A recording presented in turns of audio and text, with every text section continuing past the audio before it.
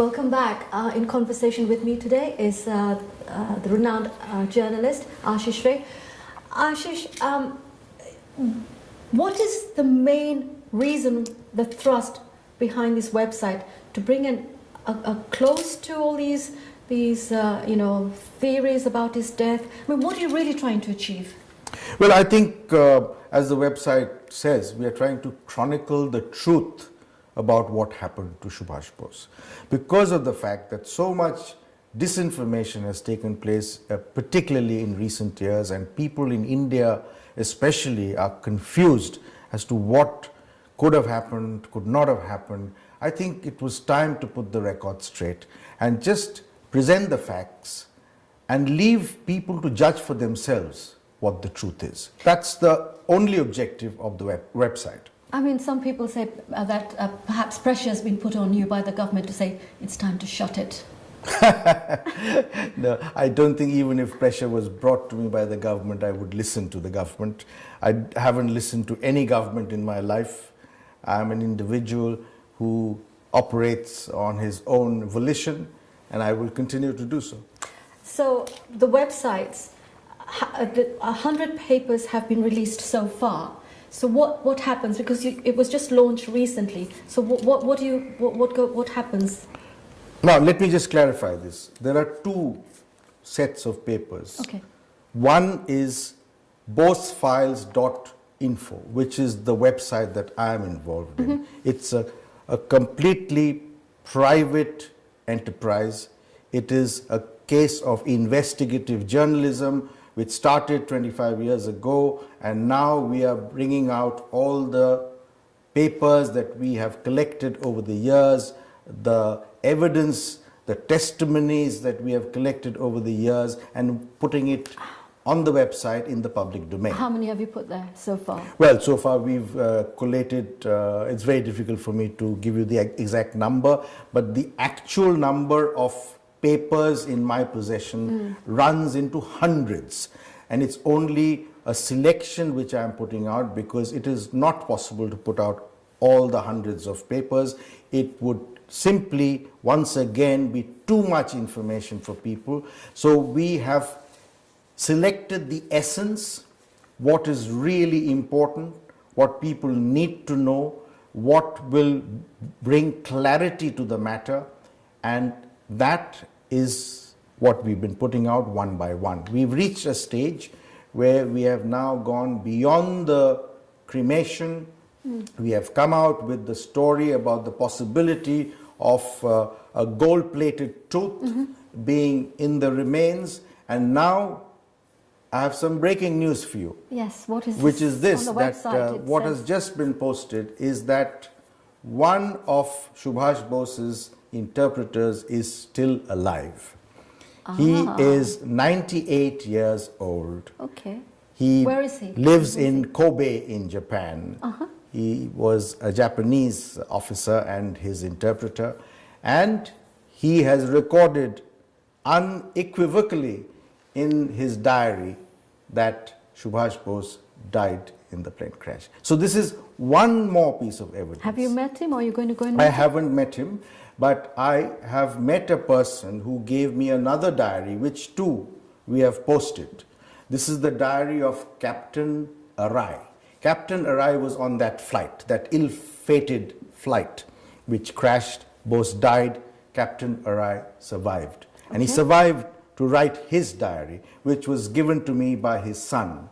And that again, we have the information from that diary we have posted. So that is what is breaking news.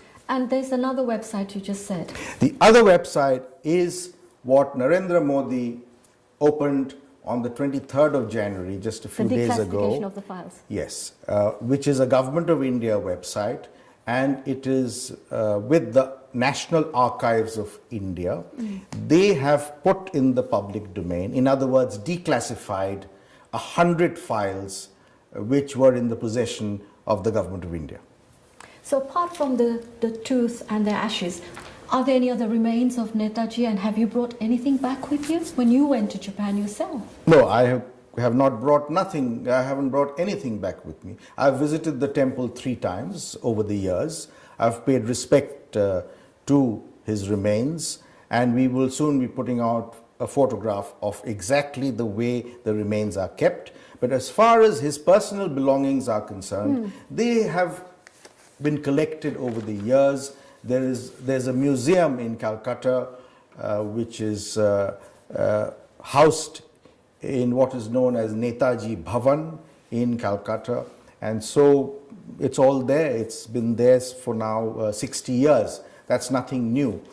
My job is not to collect his belongings.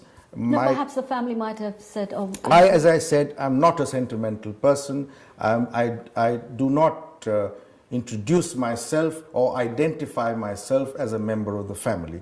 I look at Subhash Chandra Bose as a public figure in Indian history. I look at him in a detached manner, without any emotion, and very clinically. Is that easy to do? It's very easy to do if you want to do it. I know it is difficult for other people, and it is one of the reasons why this disbelief continues, because people are simply unable to detach themselves emotionally from Bose, and therefore they consider him to be a demigod who is immortal, who could not have died in a plane crash, and so that denial continues.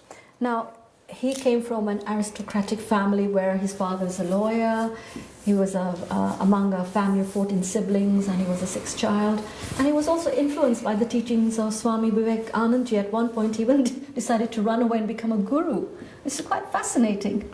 I don't know whether he ran away to become a guru, but he was in search of spiritualism, if you like, at a certain stage. In his teenage days, he certainly was, but he overcame that. And in fact, his father was very annoyed by his slightly erratic behavior at that stage of his life.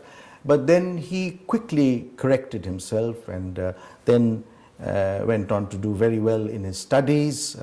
He became a bit of a rebel, even as a student in Calcutta at Presidency College. But then came to England, and after England went back to India to fully immerse himself into the struggle for independence. Now, when he escaped to Germany, when he went to Germany, there was he met his wife there, and the Austrian lady. He got married to her, and there's a mention that he started eating meat, beef, and he kind of renounced all those Hindu values that he was so much proud of before. No, I think he was never a vegetarian. He, of course, ate meat and fish, because that is the normal thing for a Bengali to do. It's just that he may not have had what you call red meat or meat which generally people don't have in India. But he certainly was sufficiently westernized in his ways. He was a fine blend of an Indian and a Western person because of his upbringing. He went to English medium schools, missionary schools in India. He went to Presidency College. He came to Cambridge University. So he certainly knew very much about the Western way of life, but he perhaps, living in Germany between 1941 and 1943, he became a little more westernized in his habits. But he was very Indian. He was, I think, very Indian in his heart, and he was a patriot. Because I think one of the things that would come through in his life is that although he married and he had a daughter, but the commitment to the Indian freedom movement was greater than perhaps his attachment to his wife and daughter, if that can be said. And at one point he even met Hitler, and that was one and only meeting. Yes, I think Bose's alliance with Germany was controversial. There are people who would agree with that. There would be a lot of others who would disagree with that. But his philosophy was that the enemy of your enemy is your friend. And therefore, at that point of time, for Indian nationalists, the enemy was Britain. and the enemy of Britain was Germany, and That's therefore right. Germany could potentially be a friend. And help towards the independence path. That is correct. And there were Indian soldiers who were being held by the Germans as prisoners of war, who were released, and a sort of Indian army was formed in Germany while he was in Germany. But then there was a fundamental gap in their ideologies between Subhash Bose and Adolf Hitler. The Reich. The reason is very simple, that Hitler was a fascist. Subhash Bose was not. Subhash Bose was a socialist. That's right. And therefore, I don't think the twains ever quite met. While Bose did try to take advantage of a situation and bring Germany behind India's freedom movement, it didn't really succeed. And he was completely shattered, as a matter of fact, when Germany declared war on the Soviet Union. The Indian national slogan, Jai Hind, is also attributed to your great uncle. And this is where it comes from, doesn't it? Yes, I'm very proud of the fact that he gave India this slogan, Jai Hind. Jai Hind. It is not merely a stirring slogan, but it's a secular slogan. I personally disapprove of Vande Mataram, because that is a communal slogan. And so Bose was able to rise above communalism and give India that slogan of Jai Hind. Even US Time magazine put Bose on its cover on only the second Indian politician after Gandhiji to have extended such importance.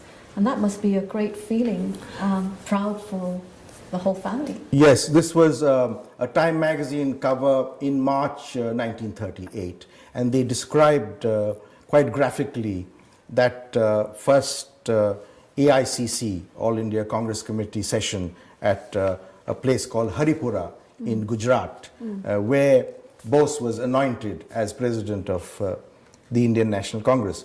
And they had very good things to say about him in that piece that they did. And they, in fact, said that he really stood out among the Congress leaders at that time. In the eyes of the Indian people, Netaji Bose continues to be a hero and an inspiration. So what impact do you think his personal, political views, his involvement, his everything he's been through have had on the world at large? What impact do you think? Well, it's very difficult to say, because I have always maintained that the mainstream of the Indian freedom struggle was the Gandhian struggle. And so you were either a part of that struggle or you were alongside that struggle.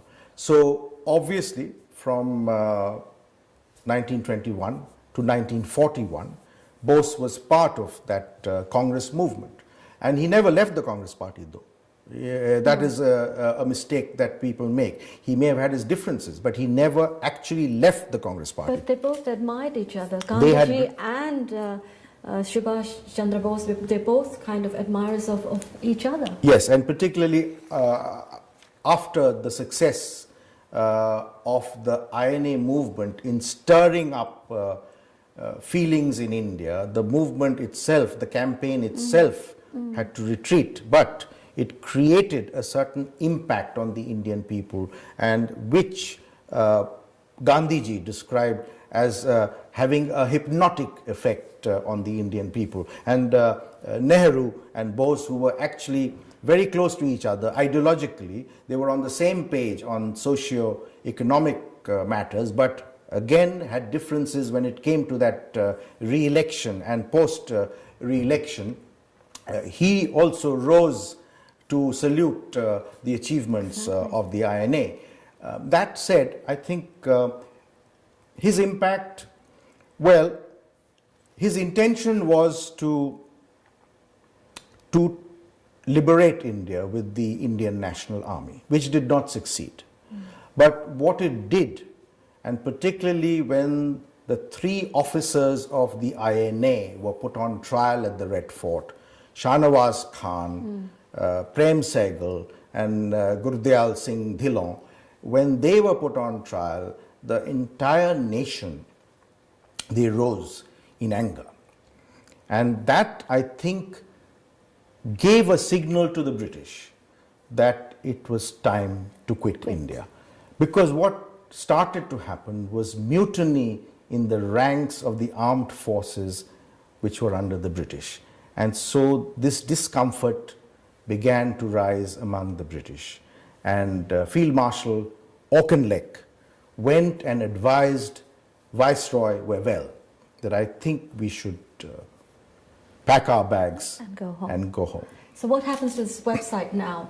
You're going to keep running it, bossfiles.info, and what, update it? What happens? Yes, we are coming out every week with a new installment connected with either his last days or his death or his cremation or the remains which are at Rinpoche Temple. We have a lot more to say, but we will also come out with certain aspects of his life in due course, such as his relationship with Nehru, for instance, because people are not very clear as to what the relationship was. I think it's important to point out that whenever Nehru visited Calcutta, he put up with the Boses at their residence. So that was the nature of the relationship, the civility and cordiality. They had differences, which were political differences. These were ideological differences. But the warmth and the friendship otherwise, the very fact that he did not stay anywhere else, but he always stayed at the Bose residence in Calcutta, demonstrated the depth of the relationship. Then again, I think it is important to point out that when Subhash Bose's daughter, Anita Pfaff, first visited, she wasn't married then, she was Anita Bose at that time, in the winter of 1960-61, she visited India, and Nehru was then Prime Minister. She was an honored guest at Nehru's official residence, Teen Murti House in Delhi. Wow. So that again demonstrated that they were very civil towards each other. And that was, in fact, how politics was conducted in those days. So after this website, obviously, you're going to continue this. What's next in the pipeline? Well, I think there will come a time that when I think there will be no further information to put out, because the website is not about the life of Subhash Bose, although it does have a brief biography of Bose on the site. That's right, yeah. It is about what happened to him, to answer that question and to establish before the Indian people the truth, and for the Indian people then to take the matter forward so that a DNA test is carried out, and if the DNA test proves that those remains are his, then I leave it to the authorities and to Anita to decide what they want to do, whether they want to ceremonially bring the remains back to India. That's their decision. And what's been the reaction to your website from the media in India, the media globally, and authorities? Well, I think I can say this much, that I am deeply indebted to Indian media for the support that they've given to the website, the number of stories that they've carried out about the website, the news reports that they've put out, the innumerable TV programs that they've done on the subject. And that being the case, it is gratifying that this has happened. As far as the government is concerned, I don't know what their reaction is. I don't have any official communication from the government as to what they think. It's not my business in any case. Family? As far as my family is concerned, again, as I said, they are as much members of the public in this respect. If they are convinced after having visited my website that this is the truth, then I would be delighted. On the other hand, if they continue to disbelieve the plane crash story, I have nothing to say on the matter. And this website will continue for at least a year, 2 years. I don't think it will continue You've for got that 25 long. papers coming out every month? No, that is the government Government file. That is the government file. That's nothing to do with me. Okay. The government is Will doing you be its taking own thing. information from there? No, nothing to do with the government. As it happens, some of the papers that are in our possession have been put out by the government in their files. Okay. They've declassified it from their part. For instance, what were described as secret files in the Indian Prime Minister's office have been put out, but they turn out to be the correspondence between me and the Indian Prime Minister. So that again, you know, I could have done that. I haven't done it as yet on my website. It's not necessary for me to do it because my focus is purely on evidence which is first-hand, evidence which is eyewitness, evidence that is credible. And people may have different opinions about what happened, what did not happen. But when you have somebody who was there, saw it with his own eyes, and has lived to tell us what happened, I think nothing can be more compelling than that. So now we have somebody alive who was there at the time and a DNA test awaited on the tooth. And Not the truth, not the truth. first of all, whether there's a tooth needs to be determined, because Okay. I've said that throughout, that it is not what I am claiming. It is a claim made by Naimur Rahman, the son of Colonel Habibur Rahman, who informed his son that this is what he did. Now, I suppose a scan of the casket can determine whether there's a tooth there or not.